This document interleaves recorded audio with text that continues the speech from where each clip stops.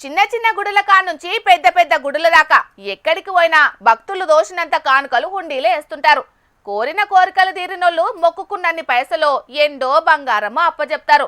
ఇగో కొందరైతే ఏకంగా నిలుపు దోపిడిస్తామని సుతం మొక్కుకుంటారు. ఇక పొరుగు దేశాల నుంచి వచ్చే భక్తులు ఆ దేశాల పైసలనే దేవుని హుండీలేస్తారు. ఇసొంటి వార్తలు మనం ఎన్నో చూస్తూనే ఉంటాం కూడా. కానీ గీ గుళ్ళే ఎసొంటి కానుకలు సమర్పించిన చూడుండ్రలా. ఈయన చూయించే దాంట్లో వింతేమున్నది? 100-200 నోట్ల రూపాయల నోట్లను హుండీలేసినట్టున్నారని మీకు అనిపిస్తున్నది కదా. అవు, మీరు అనుకున్నట్టు అవి 100-200 రూపాయల నోట్లే. అవి హుండీలేసిన పైసలే. కాకుంటే ఇవి చెల్లుబాటు అయ్యే నోట్లు కాదు, దొంగ నోట్లు. అవునోల్లా, మేం చెప్పేది నిజమంటేనో.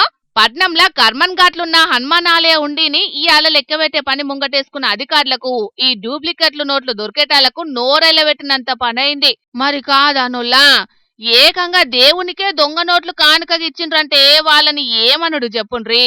ఒడ్డు దాటేదాకా ఓడమల్లన్న, ఒడ్డు దాటినాక బోడమల్లన్న అన్న శాస్త్రాన్ని ఫాలో అయినట్టే ఉన్నారు ఈ నోట్లేసిన భక్తులు.